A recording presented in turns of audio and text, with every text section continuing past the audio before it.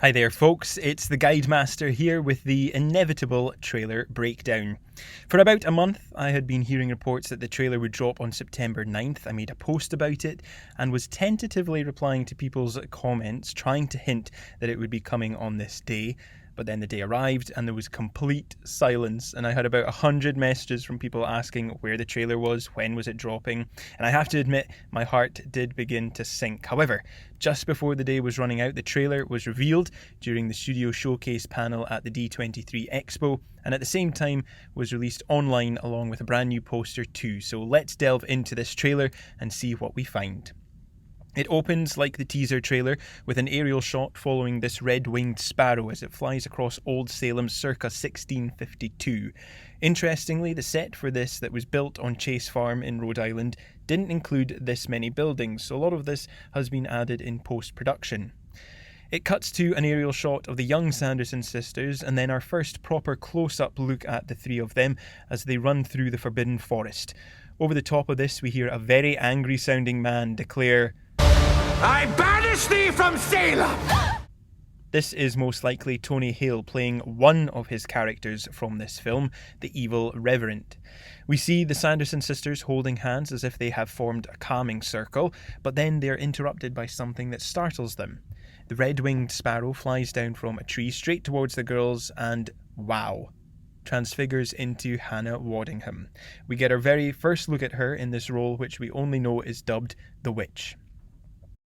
She points to the girls, specifically Winnie, and says, "They were right to fear thee," presumably talking about the Salem townsfolk, and gifts Winifred the spellbook for her 16th birthday.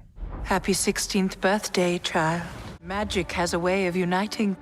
Interesting line here, magic has a way of uniting. I think this will be a major theme for the whole film. 370 years later, present day, we see what I think is a shot of Salem. Please correct me if I'm wrong. Then a few similar shots from the teaser trailer. The exterior of the magic shop with a roof, the black cat falling from the sky, who we now know is called Cobweb, and then some new shots of Gilbert gifting Becca the new black flame candle for her 16th birthday. A series of shots, Becca lighting a match, the black flame candle igniting, and interestingly the CGI for this has been changed since the first teaser trailer. The candle had a bluish glow, but here it is orange. Then, here they come again. We hear some cackling, and a very weird cackle in this mix that I can't put my finger on. I think it must be Mary. Some flashes of black, and then this shot, which at first is quite jarring, and I think it's because the witches are looking directly into the camera, but on a couple of viewings this is really iconic, and I believe this will be our very first sighting of the Sanderson sisters in the film. Izzy and Becca burst back into the old magic shop, demanding an explanation from Gilbert about the candle. Now this magic shop is full of fun Easter eggs. You can see Book strapped down in a glass cabinet with the words Book of Spells written on it. Then next to this is a cabinet of souvenirs, including some dolls of Winnie, Sarah and Mary, some mugs and picture postcards. And then in the centre of the room, the original witch's cauldron, but this time full of stuffed black cats, the Cauldron of Cats as it's called, and this is perhaps meant to be our Binks cameo. Book wakens up. Gilbert seems ecstatic about this. We get a close-up of Book again, and something has changed since the first teaser trailer. His eye colour is now a lot darker. I've seen a lot of people commenting, asking why Book is sweating in this shot. I believe this is a different shot of Book from later in the film, when something else happens to him where he gets very anxious and scared, and isn't from this moment, as in this shot there are no straps across the book. We then get a brief glimpse of Winifred shouting for her book, and she sounds exactly the same as the first film. I mean, wow. Book responds by shining his beam of light through the roof of the Old Salem magic shop. Is that how it works? I somehow always thought it shone through the chimney of the house. That darn magic shop roof. The door opens, some flyers promoting Mayor Trask's re-election float past, and then there we have that famous silhouette. They have returned. Then we have this really cool moment, which for me reminded me of Winnie laying out her plans in the first film. We must find the book, brew the potion, and suck the lives out of the children of Salem before sunrise. Tend to live past sunrise, we have to steal their souls. She explains that if the sisters want to live past sunrise, they must steal the souls of Becca and Izzy. Not exactly sucking the life out of them, but this time steal their souls. Gilbert startles the witches as they search around their old home and asks if they can talk about their plan, and then we get this really funny moment from Winnie, who simply responds, "No."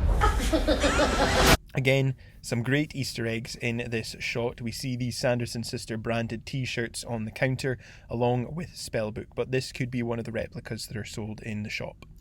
We then cut to the sisters standing in the Halloween aisle of Walgreens. Most of the candy shelves are empty though, because of course it's already Halloween night. Details.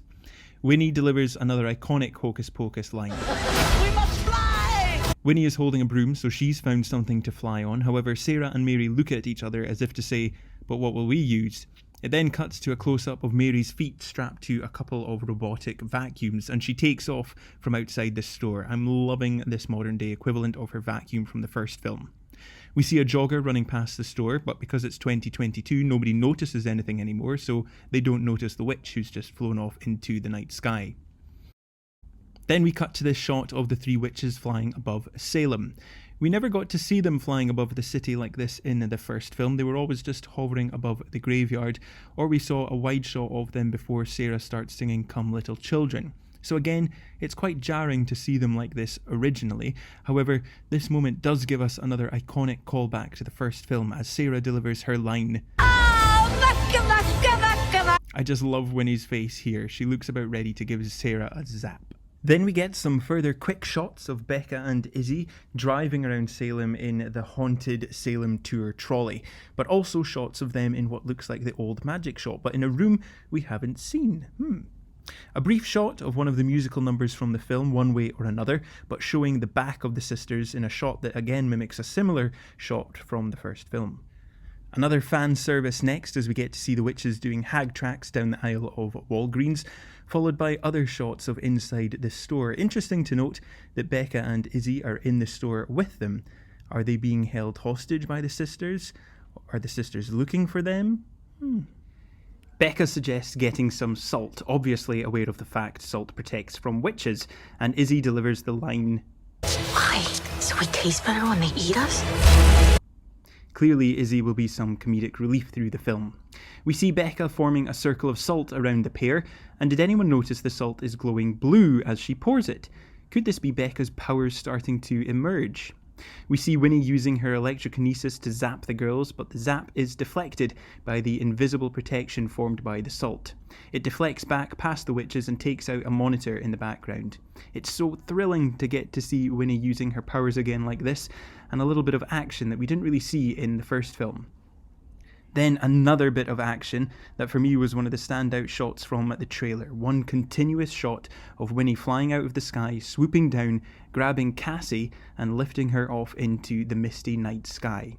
This is not only dramatic, but it's very sudden, quick-paced and creepy seeing Cassie being dragged off into the mist by the witch. If I had seen this as a kid in the original film in 1993, I would have been terrified. Becca and Izzy chase after them, and it's here we also get our first look in the film of the character Mike in his Halloween costume as a footballer with the number 12. Spoilers here, but there have been some rumours and murmurs that Mike's full name in the film will be Mike Dennison. Then we have my all-time favourite scene in the trailer, the witches entering the mayor's house, and let's just watch and enjoy the scene without me rambling about it. Spread out.